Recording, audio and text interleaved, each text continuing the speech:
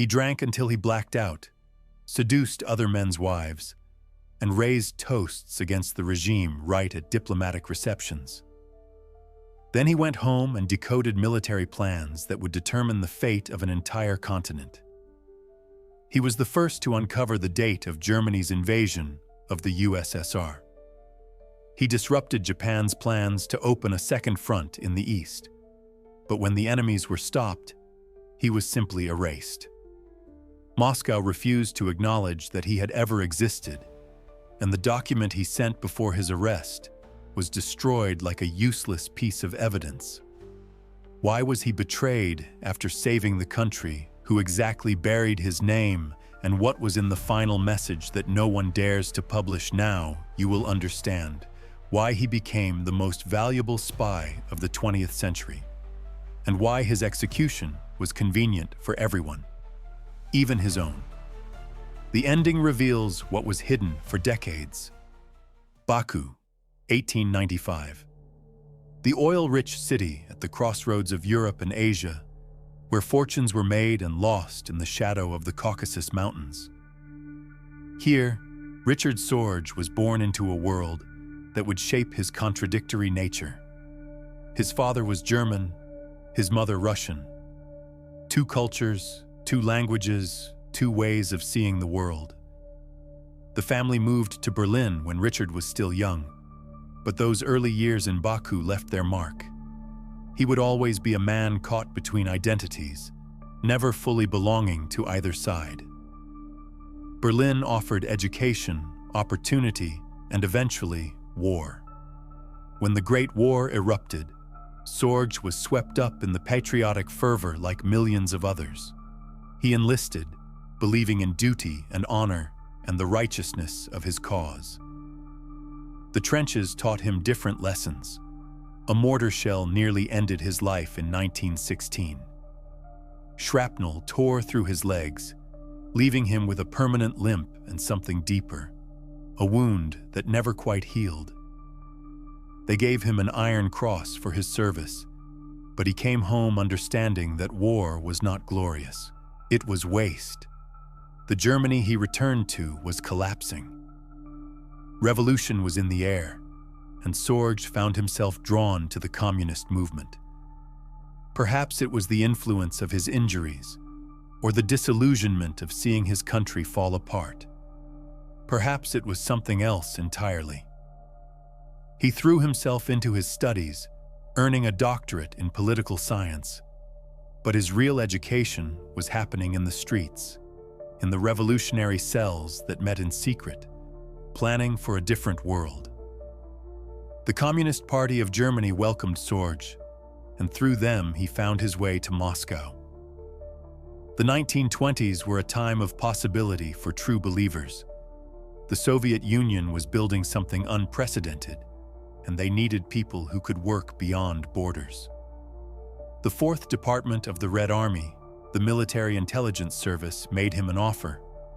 Would he be willing to serve his ideals in a more direct way? Moscow was unlike anything Sorge had experienced. The city pulsed with revolutionary energy, but beneath the surface, darker currents were already flowing. His handlers were professional, efficient, and utterly ruthless. They taught him tradecraft that went far beyond what he had learned in the German communist underground. China was his first assignment. Undercover as a journalist, he began learning the craft that would define his life: how to build networks, how to gather information, how to live a double life without losing himself in the process. In Shanghai, he met Agnes Smedley, an American journalist with her own revolutionary sympathies. Through her, he encountered a Japanese communist named Ozaki Hotsumi. The three of them formed bonds that would prove crucial years later, when the stakes became much higher. But Sorge was discovering the psychological toll of living multiple lives. The constant vigilance, the need to remember which identity he was supposed to be at any given moment. The isolation that came from never being able to fully trust anyone. But China was just preparation. Moscow had bigger plans for Richard Sorge. 1933. The world was changing rapidly, and nowhere more so than in East Asia. Japan was becoming increasingly aggressive, and the Soviet Union needed to know what their eastern neighbor was planning. Sorge arrived in Tokyo via the United States, carrying credentials as a German journalist. His cover was perfect, his German identity unquestioned. But his real mission was to penetrate the highest levels of Japanese and German society. Tokyo in the 1930s was a city of contradictions. Ancient temples stood alongside modern office buildings. Traditional tea houses neighbored Western-style cafes. It was a society caught between its past and its future, much like Sorge himself. The German embassy became his base of operations. Ambassador Eugen Ott was a career diplomat who valued good company and intelligent conversation. Sorge provided both, along with connections to influential Japanese figures. But winning Ott's trust required more than charm. Sorge had to prove his value as a journalist and a source of information. He began writing perceptive articles about Japanese politics and society, articles that demonstrated deep understanding of the country's complex dynamics. But cultivating relationships was only part of the game. Sorge was building something more sophisticated, a network of agents who could provide information from across the Japanese government and military. Ozaki Hotsumi, his contact from Shanghai, had risen to become an influential advisor to the Japanese government. Through him, Sorge gained access to the most sensitive discussions about Japan's strategic plans. The irony was perfect. Here was a Soviet spy, operating from the German embassy, using a Japanese communist to steal secrets from the Japanese government. It was a house of mirrors, and Sorge was the only one who could see clearly. But the psychological pressure was enormous. Every day brought new risks, new challenges to his cover story. One mistake, one inconsistency, and everything would collapse. By the late 1930s, Sorge had built something remarkable. His network included nearly 40 agents, from photographers who could copy documents to secretaries who overheard crucial conversations. Each agent was carefully selected and trained. Max Clausen, a German radio operator, handled communications with Moscow. Branko Vukalic, a Yugoslav journalist, provided additional cover. Miyagi Yotoku, a Japanese painter, served as courier and talent spotter. The network operated with military precision. Information flowed upward through carefully constructed channels. Each agent knew only what they needed to know, and never more. The information flowing back to Moscow was extraordinary.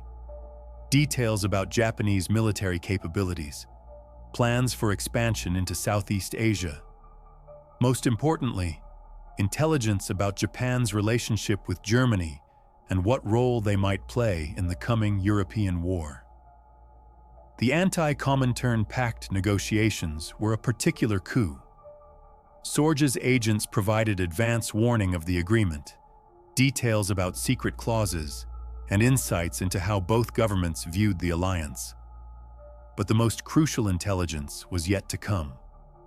In the spring of 1941, as Hitler prepared for Operation Barbarossa, Sorge began picking up hints about German plans.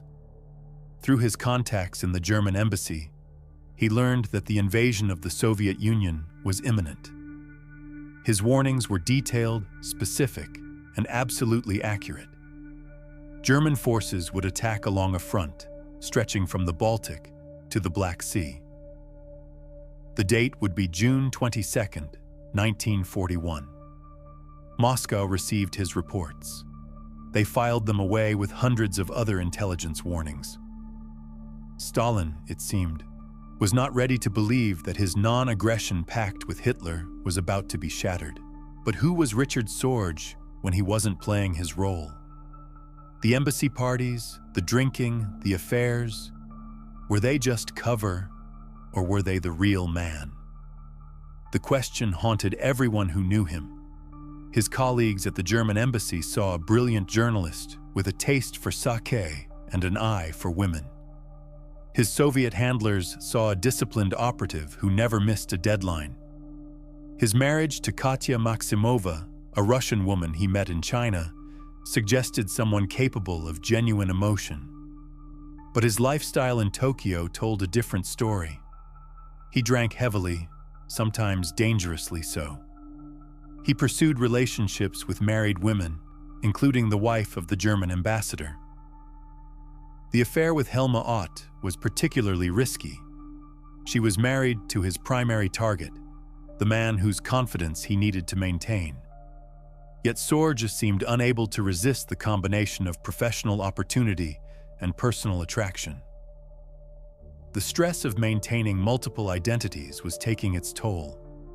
Those who knew him well noticed periods of depression, moments when the mask slipped and revealed something darker underneath.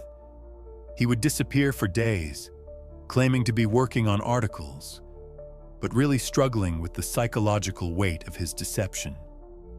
Perhaps the contradiction was the point. Perhaps being a successful spy required becoming multiple people simultaneously, until the original self was lost somewhere in the performance. His hatred of war was genuine, shaped by his experiences in the trenches. But his work was bringing war closer, providing intelligence that would help one side destroy the other. The idealist and the pragmatist were locked in constant battle within him. The psychological profile that emerges is of a man driven by contradictory impulses. He craved anonymity but sought attention. He valued loyalty but practiced deception. He believed in peace but enabled war. The question remained, when the pressure finally became too much, which Richard Sorge would emerge? Summer 1941. The German invasion of the Soviet Union was underway, exactly as Sorge had predicted. But now he faced an even more crucial question. What would Japan do? The question kept Stalin awake at night.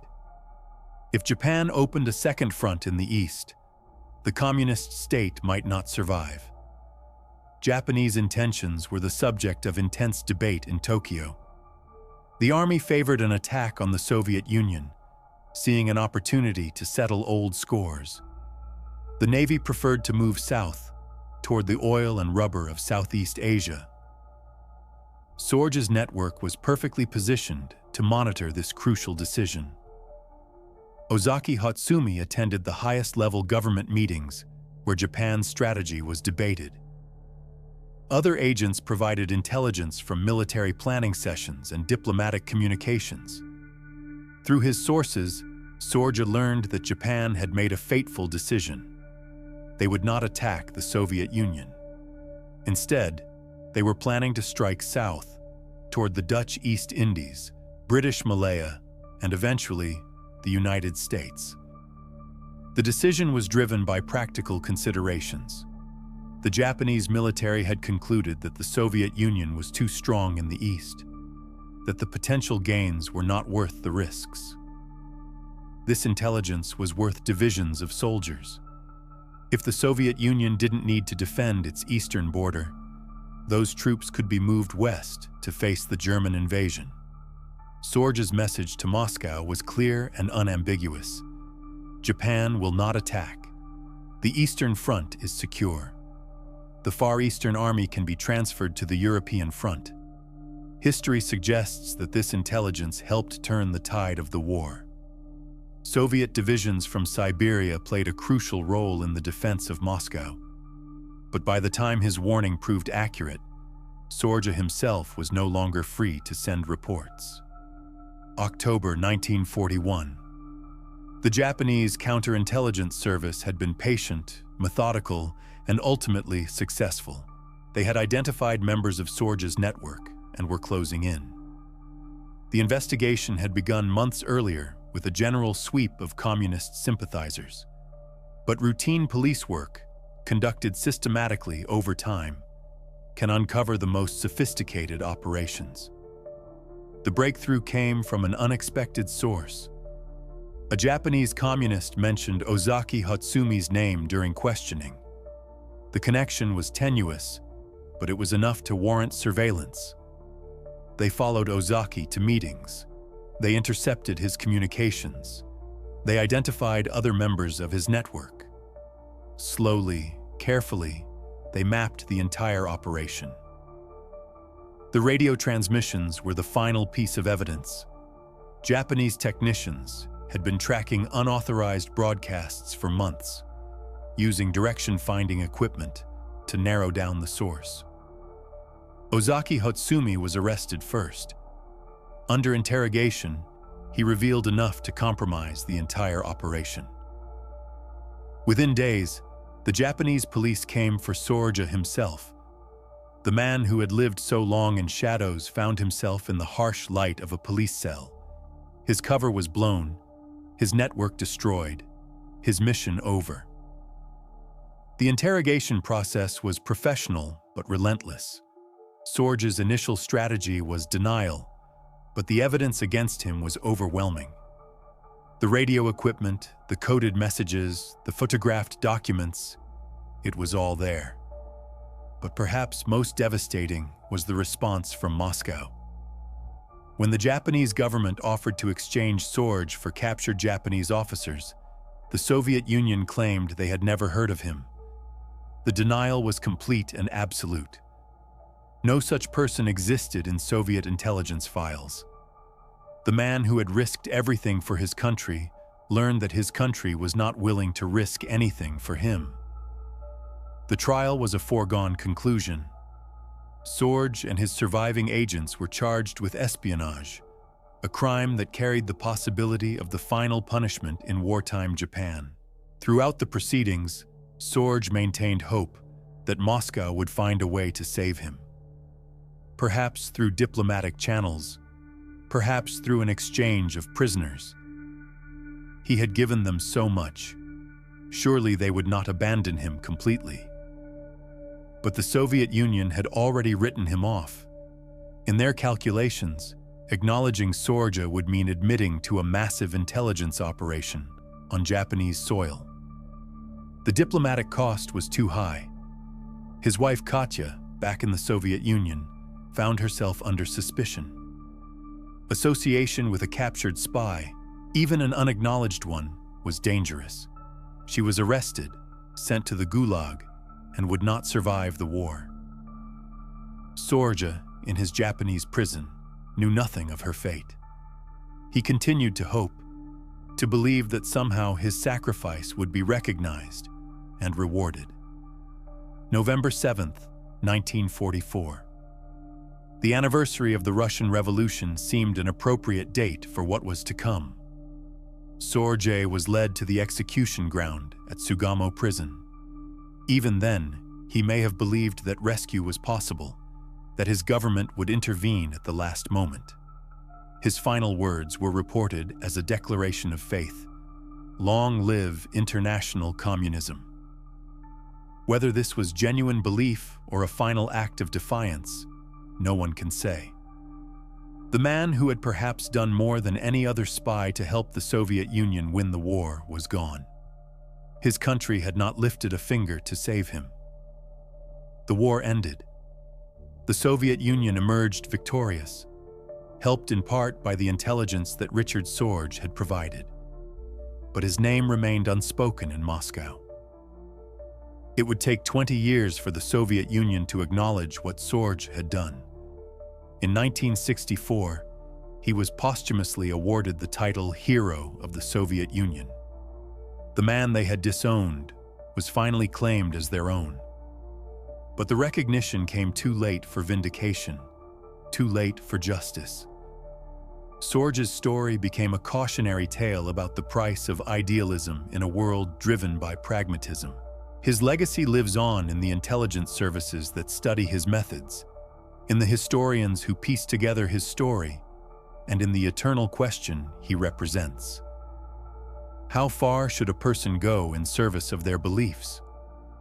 What might have happened if Stalin had listened to Sorge's warnings about the German invasion? How many lives might have been saved if the Soviet Union had been better prepared? Why did Moscow abandon him so completely? Was it fear, politics, or simple calculation that led them to sacrifice their most valuable asset? Perhaps the most haunting question is whether Sorge himself ever realized the full cost of his choices. Did he understand that his idealism was being used by people who shared neither his principles nor his humanity? Richard Sorge remains a figure of contradictions. The spy who hated war but helped wage it. The idealist who served cynics. The man who lived multiple lives but died alone. His story reminds us that intelligence work is ultimately about people, with all their flaws and complexities. And sometimes, the most valuable intelligence of all is understanding the human cost of the secrets we keep.